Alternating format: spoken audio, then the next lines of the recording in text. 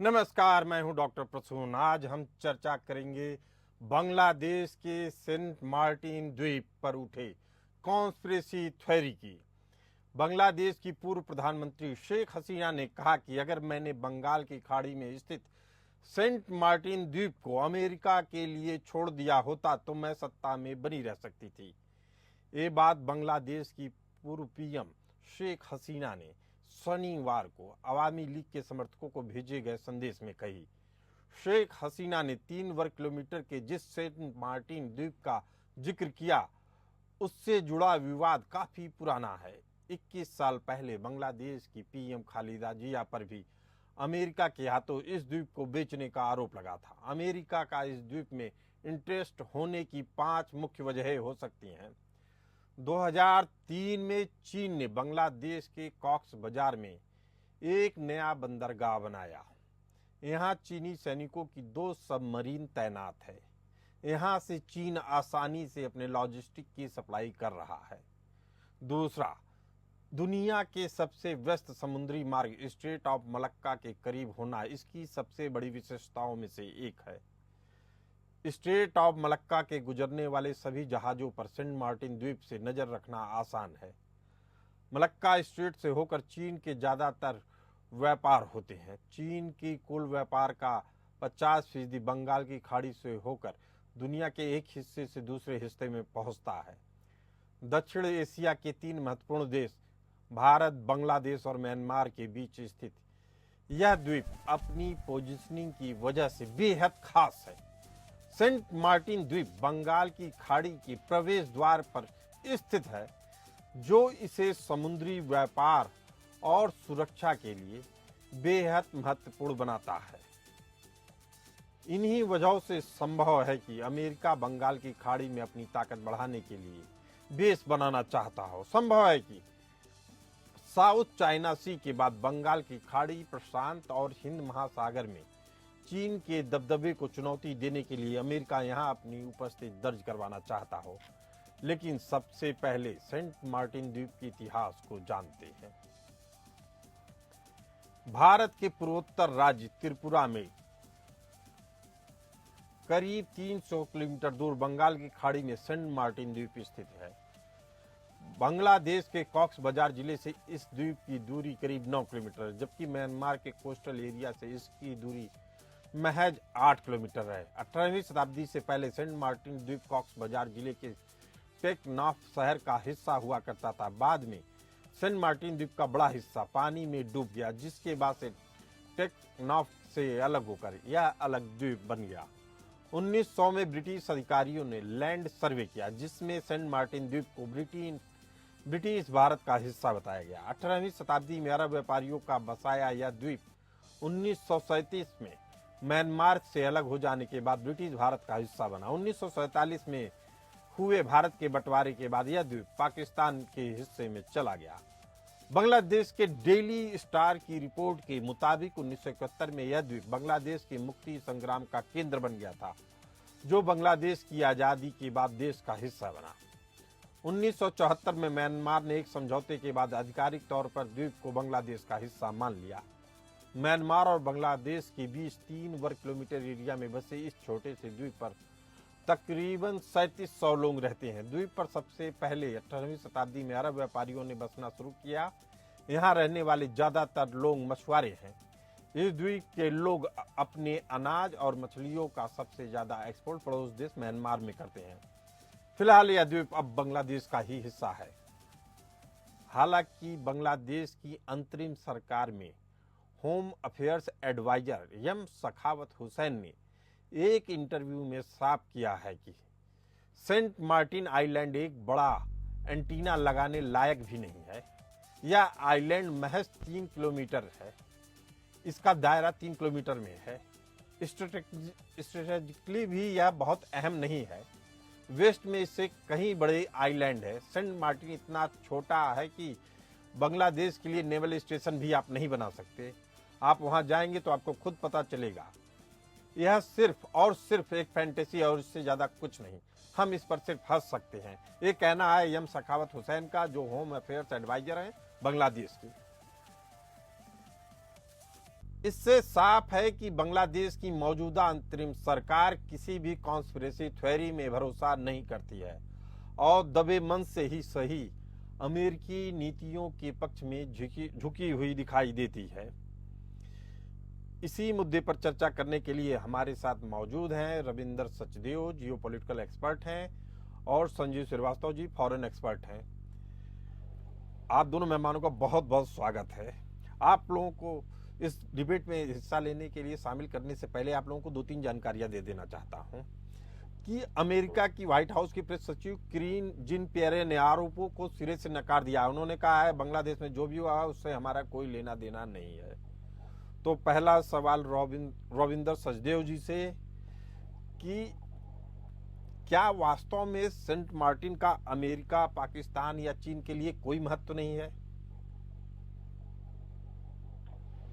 Interesting question है। इसका जवाब तो देख पाएंगे जो एक्सपर्ट्स हैं, बट ये ओवरऑल जो ये थियरी है, एक्चुअली मैं इस पे बिल्कुल इससे सहमत नहीं हूँ। आपकी आवाज रविंदर जी साफ नहीं आ रही, दोबारा जुड़ेंगे आपसे। यही सवाल संजीव श्रीवास्तव जी आपसे, दोबारा हम जुड़ेंगे जी। प्रसून जी, अपना सवाल आप एक बार फिर से दोहराएंगे आप प्लीज। मैंने कहा कि अगर बांग्लादेश की यह प्रतिक्रिया है कि सेंट मार्टिन का कोई विशेष महत्व नहीं है, 3 किलोमीटर दायरे में फैला हुआ है और इसमें एक बड़ा एंटीना भी आप नहीं लगा सकते हैं। उनका कहना है कि इस तरीके की बात करना कि इसी द्वीप के लिए अमेरिका बांग्लादेश में तख्ता पलट कर सकता है, हंसी की बात है, मजाक की बात है। देखिए प्रसून जी, बांग्लादेश की जो वर्तमान में जो हुक्मरान है, वहाँ की जो अंतरिम सरकार है, उसके पीछे जो खड़ी हुई वहाँ की सेना है, वो शेख हसीना की सरकार के का जो एक उनको अपदस्थ किया गया है, वो सत्ता से बाहर हुई हैं और उस संदर्भ में वो जो तर्क इत्यादि दे रही हैं, उसको जाहिर है कि वो वर्तमान के जो शासक हैं बांग्लादेश के, वो उसको नकार रहे हैं। और उसी रिजेक्शन की प्रक्रिया में, जो कि शेख हसीना के संदर्भ में एक बयान आया था कि सेंट मार्टिन आइलैंड को लेकर के अमेरिका ने उनके ऊपर दबाव बनाया और उसकी वजह से उन्हें सत्ता से हाथ धोना पड़ा। और उसके पहले भी आप देखें तो शेख हसीना ने एक व्हाइट मैन का जिक्र किया था, और ये व्हाइट मैन अमेरिका के विदेश मंत्रालय के एक बड़े अधिकारी के बारे में ऐसे कयास लगाए जाते हैं कि उनके बारे में वो डोनाल्ड लू के बारे में कहा जाता है, जो इंडिया पैसिफिक के हेड हैं। डोनाल्ड लू के बारे में संभव है कि वो इशारा कर रही थी। तो ये जो पूरी जो शेख हसीना की तरफ से जो तर्क रखे जा रहे हैं और इस तरीके की बात रखी जा रही है कि जिस दिन वहां पर स्थितियां सामान्य होगी वो फिर से वापसी करेंगी, और जाहिर है कि शेख हसीना और उनकी सरकार के और उनकी जो पार्टी अवामी लीग है, उनके विरुद्ध एक गहरी साजिश रची गई है। आप ये बात मानते हैं? ये बड़ी बात है। अब रविंदर जी से अब दोबारा पूछ लेते हैं कि क्या वास्तव में सेंट मार्टिन का अमेरिका, पाकिस्तान या चीन के लिए कोई महत्व नहीं है, जैसा कि अभी बांग्लादेश की अंतरिम सरकार के अधिकारी कह रहे हैं? जी, थोड़ी सा आ रही है, but I hope I am clear. Okay, इस टॉपिक पर मैंने मिस कर दिया। मैं संजीव जी के विचार रिलीज सुनना चाहता था कि उनका क्या विचार है, राइट? अब मेरा जो विचार है, मेरे विचार से शेख हसीना एक बहाना ढूंढ रही है अमेरिका के लिए। देखिए, सेंट मार्टिन इतना बड़ा है वो छोड़िए, अगर अमेरिका को सेंट मार्टिन इतना था कि उसे चाइना को काउंटर कर रहा है, ठीक है, अमेरिका को क्या ये नहीं पता था कि हसीना की मैं सरकार अगर गिरा दूंगी तो बांग्लादेश में जो मैं सरकार आएगी वो तो ज्यादा कट्टर इस्लाम और चाइना के फेवर वाली ज्यादा होगी। तो एक टापू नहीं मिलने के कारण अगर उसने उनकी सरकार गिराई तो अमेरिका तो अपने पैर पे कुल्हा रहे, चाइना तो हो गया है। तो ये लॉजिक मुझे इसलिए समझ नहीं आता है। तो इसके असल में रविंदर जी क्या है कि जो डोनाल्ड लू का इतिहास रहा है, जैसा इमरान खान ने भी उन पे आरोप लगाया कि हमारी सरकार गिराने में इनका बड़ा रोल था। दूसरा, बांग्लादेश को भी चेतावनी दे के आते हैं और महीने 2 महीने में खेल हो जाता है। जिस तरह का ये पंप करते हैं, और अभी जो ताजा मामला है उसमें मॉरिशस में भी 1-2 महीने पहले उन्होंने बता दिया है कि मालदीव में कि अगर अमेरिका ने दखल नहीं दिया तो चीन का उपनिवेश बन जाएगा।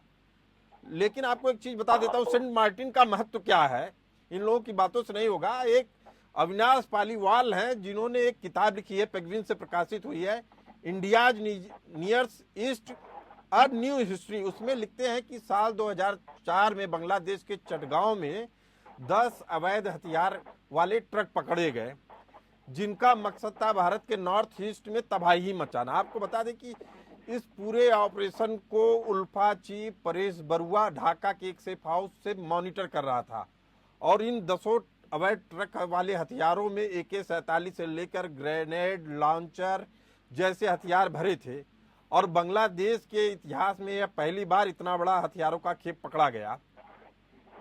इन हथियारों को सबसे पहले सेंट मार्टिन आइलैंड पर फेरी के जरिए लाया गया था। जो लोग कह रहे हैं कि 3 किलोमीटर के दायरे में सीमित है और इसका कोई बहुत ज्यादा महत्व नहीं है, तो वही सेंट मार्टिन है 2004 में, जहां हथियारों का एक बड़ा खेप लाया गया, उतारा गया, चटगांव स्थित यूरिया फर्टिलाइजर कंपनी में लाकर छुपाया गया था। सेंट मार्टिन आइलैंड पर जिस फेरी के से हथियार लाए गए थे वह BNP नेता और खालिदा जिया के सलाहकार सलाउद्दीन कादिर चौधरी का था, जिन्हें साल 1971 में बांग्लादेश जब अलग मुल्क बना तभी से उन्हें ISI का एजेंट माना जाता रहा है। पालीवाल अपनी किताब में यह भी लिखते हैं कि खालिदा जिया की उस सरकार में पूर्वोत्तर भारत में बड़े पैमाने पर उग्रवाद और हिंसा शुरू हो गई। खालिदा जिया के बेटे तारिक रहमान का इसमें बड़ा रोल था। उसके बाद भारत सरकार चेतिया राव और IB के कान खड़े होते हैं। भारत सरकार 148 कैंपों की सूची देती है बांग्लादेश सरकार को, और बांग्लादेश सरकार कहती है कि हमने 148 कैंप चेक कर लिए, इसमें कहीं कुछ गलत नहीं है। उसके बाद भारत सरकार तगड़ी कार्रवाई करती है, इनको नेस्तनाबूद करती है। अब सेंट मार्टिन के महत्व को इस तरीके से समझा जा सकता है कि कहीं भी कोई भी अंतर्राष्ट्रीय साजिश हो सकती है, और जिसका सबसे बड़ा खामियाजा भारत को अस्थिर करने के लिए किया जा सकता है। इवन पाकिस्तान को भी उसको नुकसान उठाना पड़ सकता है, और बांग्लादेश को तो उठाना ही पड़ सकता है। तो इस तरीके से साफ है कि सेंट मार्टिन का अपने आप में बहुत बड़ा महत्व है, और अमेरिका लाख मना करे, ये जो अवैध व्यापार की गतिविधियां होती हैं उसकी बिना जानकारी के तो हो ही नहीं सकती हैं। तो रविंदर सचदेव जी, क्या आपको लगता है अभी भी कि अमेरिका की कोई भूमिका नहीं है, या इसकी भूमिका है? मैं कंप्लीटली डिसएग्री करता हूँ, पर मैं एक चीज से एग्री करता हूँ। सेंट मार्टिन आइलैंड एक क्रिटिकल ज्योग्राफी में है। इसका इस्तेमाल बहुत अच्छे रूप से हो सकता है, रडार स्टेशन के लिए कह लीजिए, बेस बनाने के लिए कह लीजिए, चीजों के लिए कह लीजिए, राइट। मिलिट्री इसकी है, और ये भी मान सकते हैं कि अमेरिका बांग्लादेश को शायद प्रेशर कर रहा था कि आयरन उनको बेस बनाने के लिए दे दे, ठीक है, मान लेते हैं। परंतु पॉइंट में कंप्लीटली एग्री करता हूँ कि अमेरिका को ये बेस चाहिए कि चाइना इस इलाके में बढ़ ना पाए, इसीलिए तो अमेरिका कह रहा है ना कि भाई मेरे को पूछताछ करूं। अब उसे ये बेस नहीं मिला, उसने शेख हसीना की सरकार गिरा दी, तो अमेरिकन डिप्लोमेसी शायद इतनी मदद से अवेयर नहीं है कि अगर हसीना गिरती है तो BNP सत्ते में की, और BNP और जमात के पाकिस्तान से दोस्ती बढ़ाएंगे, चाइना से बढ़ाएंगे। तो हसीना की सरकार भी तो देश का पूरा देश चाइना की गोदी की तरफ जाता जाएगा। तो ये बात मंदी हुई कि आपको तो एक टापू चाहिए था चाइना को काउंटर करने में, आपको वो टापू नहीं मिला तो आपने पूरा का पूरा देश ही सैक्रिफाइस कर दिया उस देश के दूसरे के सामने। ये मुझे आखिरी लॉजिक समझ नहीं आता। एक पॉइंट और, डोनाल्ड लू की है, देखिए डोनाल्ड लू एक सरकारी अफसर है, उनकी डेजिग्नेशन है जो कि under secretary for south Asia and central Asia. तो ऑब्वियसली अमेरिकन फॉरेन पॉलिसी को लेकर के जो सीनियर डिप्लोमेट है जो इस रीजन में विजिट करने आएगा वो डोनाल्ड लू ही होगा, पाकिस्तान में कहीं या पूरा देश में कहीं, राइट। अब पॉलिसी चल रहा है अमेरिकी सरकार की, वो बात अलग है, पर डोनाल्ड लू कोई एक तरह का जेम्स बॉन्ड तो नहीं है अमेरिका का, कहीं भी भेज दे, आज उसे जापान भेज दे, कल उसे यूरोप भेज दे, नहीं, डिप्लोमेट है। हाँ, वो अफगानिस्तान जैसे इमरान खान की केस रही है, मेरे को लगता है अमेरिका ने चाल चली है, अमेरिका के केस में उन्होंने इमरान खान से चाल चली है, मुझे लगता है, राइट। समझ सकते हैं, पर यहाँ शेख हसीना के सेंट मार्टिन केस में तभी मैं कहता हूँ संजीव जी के विचार में बहुत समझना चाहता हूँ, would be interesting. Military wise yes important है, यस, बांग्लादेश को दबाता, बाद में प्रश्न करता। पीसीआर से आग्रह करना चाहूंगा कि रविंदर जी की आवाज दोबारा सही करें, जब उनकी आवाज एकदम क्लियर आ जाए फिर मुझे बताएं। संजीव श्रीवास्तव जी, आपको क्या लग रहा है कि यह इतना महत्वपूर्ण सेंटर है सेंट मार्टिन, उसके बाद भी बंगाल के जो कदावर नेता हैं जिनके ऊपर अब जिम्मेदारी हो रही है, जैसे एम सखावत हुसैन जो होम अफेयर्स एडवाइजर हैं, जिसको गृह मंत्री मान सकते हैं मौजूदा समय में अंतरिम सरकार के, अगर वो सेंट मार्टिन की भूमिका को नकार रहे हैं तो उसके पीछे क्या कारण है? देखिए, कारण वर्तमान समय में बिल्कुल स्पष्ट है कि वो शेख हसीना के द्वारा जो तर्क दिए जा रहे हैं कि उनकी सरकार क्यों गिरी, और इस संबंध में जो कुछ उनके एक किसी मैसेज के हवाले से जो मीडिया में खबरें आई हैं, उसको ये सरकार, जो वर्तमान की जो सरकार है बांग्लादेश की, उसको वो रिजेक्ट कर रही है। और जाहिर है कि शेख हसीना के संदर्भ में जो इस तरीके की बातें हैं कि वो बहुत ही अनपॉपुलर थी, उन्होंने फ्री एंड फेयर इलेक्शंस भी नहीं कराए, और उनके विरुद्ध जो पूरे देश में एक वातावरण था, उसकी वजह से उन्हें देश छोड़ना पड़ा। इस बात को ये जो वर्तमान की जो सरकार है वो ज्यादा इम्फेसाइज करने की कोशिश कर रही है, और उन तर्कों को जो कि शेख हसीना और उनकी तरफ से दिए जा रहे हैं कि सेंट मार्टिन आइलैंड की वजह से अमेरिका ने दबाव बनाया और उसकी वजह से उन्हें ये पद छोड़ना पड़ा और देश छोड़ना पड़ा, तो उसको ये सरकार रिजेक्ट कर रही है। ये जो बांग्लादेश के जो वर्तमान हुक्मरान हैं उसे रिजेक्ट कर रहे हैं। लेकिन जहां तक सेंट मार्टिन आइलैंड के जो रणनीतिक महत्व का प्रश्न है, तो ये एक बेहद महत्वपूर्ण आइलैंड है, और ये बांग्लादेश और म्यांमार के नजदीक स्थित है। बे ऑफ बंगाल में इसका स्ट्रेटेजिक रूप से बेहद अधिक महत्व है, और इसका इस्तेमाल करते हुए जाहिर है कि अगर किसी बड़ी महाशक्ति को वहां पर अगर बेस मिलता है, तो ऐसे में उसको वो अपने एक मिलिट्री बेस के तौर पर इस्तेमाल कर सकते हैं, और जिसको कि न करने देने के लिए शेख हसीना ने लगातार कहा कि वो इस बात को लेकर के संकल्पबद्ध थी कि वो किसी भी राष्ट्र को इस तरीके का बेस बनाने नहीं देंगी। और जाहिर है कि ये जो सेंट मार्टिन आइलैंड का जो स्ट्रेटेजिक महत्व है बहुत ज्यादा है। भारत की सुरक्षा की दृष्टि से भी, जैसा कि आपने 2004 की घटना का जिक्र किया, उस लिहाज से भी जाहिर है कि भारत भी ये चाहेगा कि वहां पर किसी तरीके का मिलिट्री बेस इत्यादि कोई भी महाशक्ति न बना पाए, चाहे वो अमेरिका हो, चाहे वो कोई चाइना हो या कोई भी अन्य देश हो। वहां पर वो जो क्षेत्र है वो बांग्लादेश के पास ही रहे, ये भारत के लिए भी आवश्यक है। और जाहिर है कि अगर मूल बात देखें तो ये बांग्लादेश की टेरिटरी है, और बांग्लादेश की टेरिटरी का जो इस्तेमाल बांग्लादेश को ही करना चाहिए, किसी अन्य महाशक्ति को वहां पर नहीं करना चाहिए। लेकिन अमेरिका की जो अभी तक आदत रही है बुली करने की, वह अपनी बुली करने की आदत से बाज नहीं आता, ये हम सबके सामने साफ है। रविंदर जी, आप कुछ कहना चाह रहे थे इस मुद्दे पे? जी क्या? जी हाँ जी, आप पूछिए प्लीज। आवाज आपकी क्लियर नहीं आ रही है रविंदर जी। मेरे को आपकी तो क्लियर आ रही है। अच्छा, मैं ये कह रहा था कि अमेरिका की व्हाइट हाउस की प्रेस सचिव किरीन जिन पियरे ने आरोपों को सिरे से खारिज कर दिया है। आपको नहीं लगता है कि ये बिना इंटरनेशनल कॉन्स्पिरेसी के संभव नहीं था? और जिस शहरावत की हम बात कर रहे हैं, जो होम अफेयर्स एडवाइजर हैं बांग्लादेश अंतरिम सरकार के, एम सखावत हुसैन, उन्होंने भी कह दिया है कि जो 40 पुलिसकर्मी मारे गए हैं, उनके साथ 400-500 जो आदमियों की हत्या हुई है, उसके लिए इंटरनेशनल कोर्ट में जाना चाहिए। ये किस तरफ इशारा कर रहा है? मामले को भटकाव की तरफ, या स्थानीय मुद्दे को अंतर्राष्ट्रीयकरण करने की दिशा में, या इन सब जगहों, इन सब विवादों को लेकर अमेरिका को घुसाने की कोशिश है? रविंदर जी। बांग्लादेश में जो होता है, राइट जी, इसमें इंटरनेशनल जस्टिस में रोल नहीं बनने को अलग है, पर इंटरनेशनल कम्युनिटी में इस मुद्दे में आने में इश्यूज है। ये मुद्दा यूनाइटेड नेशन का जो high commissioner for human right उठा सकते हैं। इनफैक्ट मेरे टाइम में हमने संडे को चिट्ठी लिखी है उनके हाई कमिश्नर को कि बांग्लादेश इससे इमीडिएटली आप सरकार से बात कीजिए, फैक्ट फाइंडिंग मिशन कीजिए, प्लस ये मामला आप यूनाइटेड नेशंस को दीजिए। देखिए, यूनाइटेड नेशंस इस मुद्दे को तब कोई से बोले ये मुद्दा उठा है भारत उसको उठाएगा नहीं, क्योंकि हमने मुद्दा उठाया तो कल बांग्लादेश भी हमें यूएन में ले जाएगा, पाकिस्तान भी यूएन में ले जाएगा किसी और टॉपिक पे। इसमें बेस्ट ये बनता है कि यूनाइटेड नेशंस जो हाई कमिश्नर है ह्यूमन राइट्स, वो यूएन को बोले बांग्लादेश में जो हो रहा है बहुत बुरे हैं, ह्यूमन राइट्स वायलेशन, अंतर्राष्ट्रीय कम्युनिटी शुड एक्ट। वैसे केस में कुछ माहौल बनता है इंटरनेशनल का।